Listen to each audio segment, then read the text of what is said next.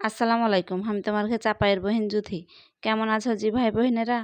আল্লাহর রহমতে আমি খুব ভালো আছি। আজকে আমরা বেড়াতে যাবো নন্দের বাড়ি। তো মেলা দিন থেকে তোমার সাথে ভিডিও গুলা শেয়ার করা হয়নি, তো বলছি একটুখানি ভিডিও গুলা করি। দে মিলনের দোকানে এসেছি মুরগি লিতে। দে মুরগি লে আমরা রওনা দিয়ে দিনু রিক্সাতে চেড়ে। বেশি দূরের ঘাটা লয়, তা আমার বেটা হাঁটে যাবে না। ছোট ছেলে পিলে যা হয়, ওই যে হাঁটে যাবো না, রিক্সাতে যাবো। তো রিক্সাতে উঠনো একটু, হারাকো ভাল লাগলো ঘুরে ঘুরে যেতে। দেখো এখানটা কামারদাহার মাঠ তোমরা অবশ্যই চিনো। কে কে চিনো এই জায়গাটা হাঁকে কমেন্টের মাধ্যমে কইবে। দেখো কামারদাহা আর এই গড়িয়া গোবান বিশেষের গড়িয়ার এখান দিয়ে যাচ্ছি। তো আমার ছোটবেলার কথা গেলা মনে পড়ে গেছে।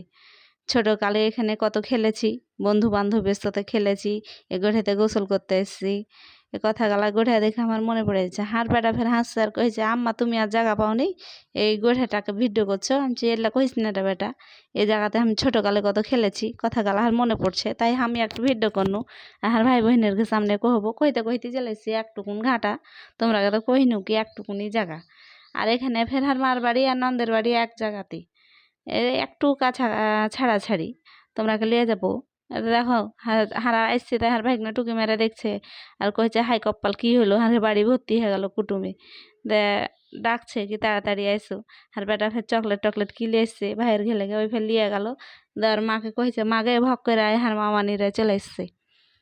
কহে আর মাকে ডাকতে গেছে। চিপস দুটা ভাই আছে তো, বা চিপস বিস্কুট কি কি ভাগ করে লিছে।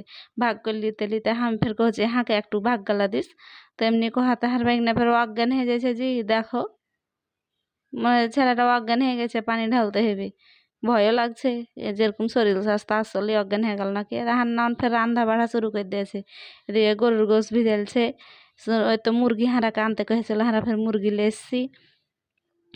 রান্না কাটাকাটির কাজ শুরু হয়ে গেছে। ওখানে ফের শাশুড়ি রাঁধিছে। কহে না কি যে ঢিকি স্বর্গে গেলেও ধান বাহানে। তা শাশুড়ির কপালটা ওইরকমই, যেখানে যাবে সেখানে রাঁধতে হবে।